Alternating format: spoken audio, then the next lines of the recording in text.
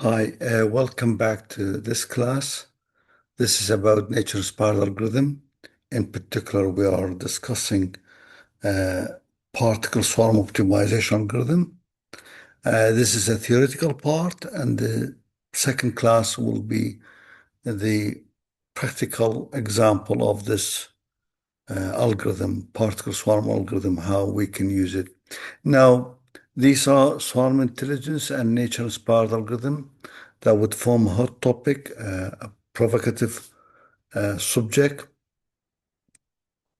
um, of neural algorithm inspired by nature.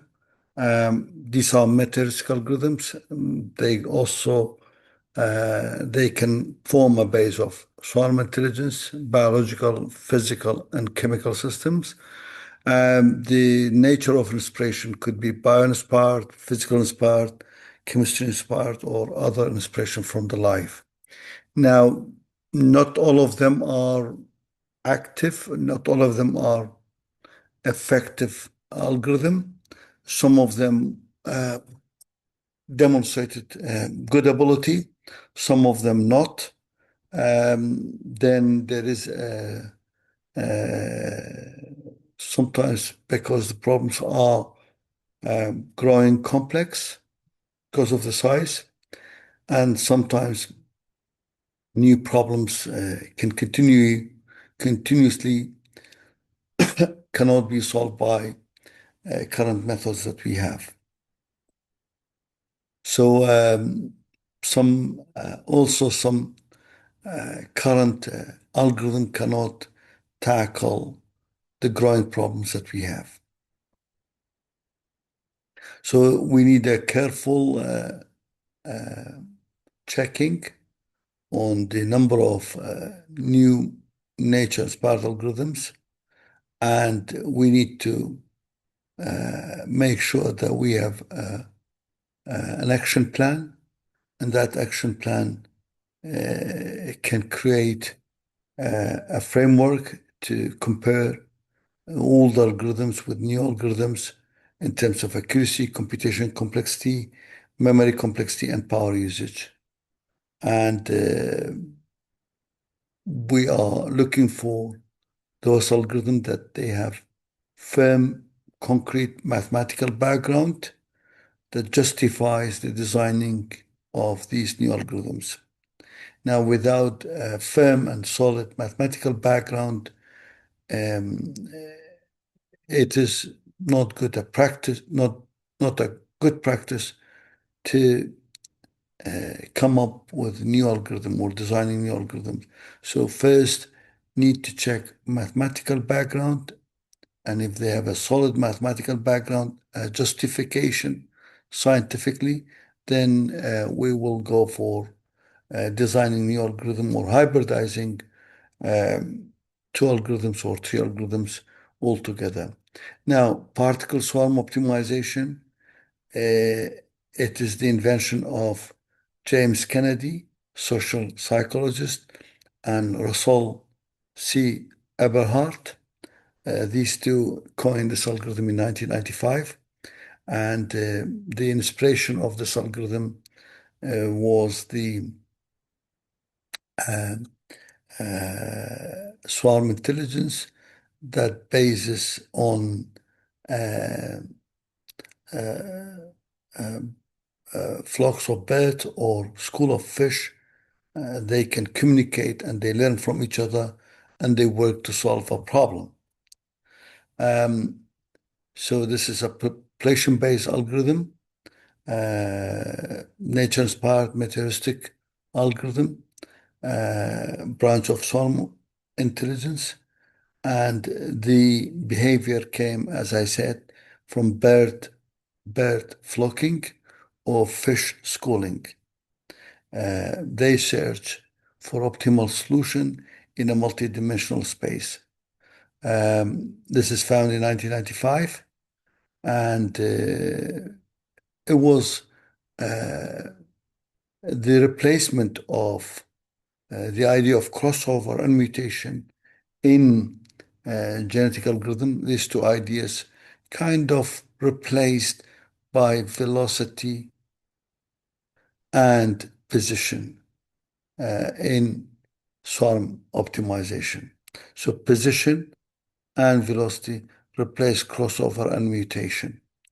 That's the idea of the this algorithm. So the idea you have velocity, current velocity equals old velocity, the difference between personal best and plus the term local best. So these three terms, uh, uh, using these three terms, some of these three terms will give you the current velocity. And that was the idea. So the first term, it is WVI, which is the inertial weight momentum from previous moment. And this is the cognitive coefficient, the second term, which is the local best or personal best minus the current position, and global best plus the global best minus the current position. That's how the algorithm was found. So you have three terms. This one, the last term is about exploration, global search, and this is exploitation, local search, the second term, and inertia, which is the previous direction and speed. So, as we said, that this is kind of swarm intelligence, a group of folks, a bird. They communicate and learn from each other. They try to find a solution using two variables, velocity and position. So that is the idea, very simple swarm intelligence algorithm. Now, if we have a C, for example, and if we have solution, each solution represents a particle. So this is particle 1, particle 2, particle 3, particle 4. And you can see, well, the deepest one for minimization, we call it global minima. And the rest, they will be local minima. These are also solutions, but this is not the best solution. The best solution is the deepest one. So the deepest one is the best solution. So that's the best solution. That's global minima. So if you have a data set till dn, d1 to dn, so you might have one point is the best among all. And the rest also are points of solution, but they are not the best. That's the idea. Again, if we have two particles, particle 2 and particle 1. So particle 2 searching for the depth. So let's say particle 2 at the depth of 2 meters and particle 1 at the depth of 3 meters. So particle 1 says to particle 2, come towards me. So the particle 2, because doesn't have best solution, and it is not at the best solution, it moves towards particle 2. So as long as particle 2 at the best solution, all particles, they move towards it. So particle 4 and particle 5, they move towards it. For example, particle 1 is in here, and that is the deepest. For example, that's 12 meter. So all particles, they have to move towards particle 1 because that's the idea of this algorithm. So that's learning and communication. So anyone is better.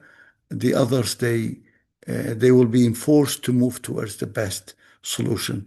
The one that with the best solution stops there, and the rest they will move towards the best solution, and they go until they find the near the best or optimal best in the system or in the search system. Imagine we have a particle. That particle, its x position is x, and it moves with velocity vt to this direction. Now, it is best personal solution could be here. Okay.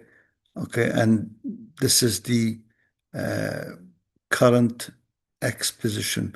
So it can move, for example, that's the aim to move to the best, its best personal solution. But again, in the search space, uh, this X, this particle tries to move to the global best, near the best in the uh, in the swamp. So that's the global best. So this tries to again move towards this one. So how it can do that? It moves parallel to it is personal best. That's the personal best. So it moves parallel to its personal best, and also it moves parallel to its global best, in the hope to arrive at the, for example, next position is xt plus 1, that position. Okay, it was here and tries to go to the, every particle we say it has its personal best. So, um, so if we try to find out what is this, that's v t plus 1, the velocity at the next step. So the velocity at the next step equals this one, which is velocity, okay, multiplied by something, and plus uh, the cognitive term, which is p minus xt, okay, and it tries to go parallel. So it means this plus this plus this plus the global minus the current position. So that's how the equation is done. That's v next position equals the inertia, and then plus the cognitive term, and plus the third term, which is again, we call it social term. This is the exploration, global search. This is local search, and that's the velocity from the previous. Okay, so that was the equation. That was the equation. Starting from the X position, it goes with the velocity, but then every particle it has its own P, local best, and it tries to go to the particle that has the best in the hope to go to that direction, which is the global best. So therefore, the velocity equals the old one plus the cognitive term, which is this term parallel to this one, and plus the movement towards the global, which is the global minus the xt. That's how the equation was found by these two great people. Now, then if you find this one, the velocity, next velocity or velocity at the next iteration plus the old position equals the position of the particle in next iteration, or next next position for the particle. So that's the algorithm for each particle. Compute new particle velocity, use new velocity to compute new position, compute error of new position.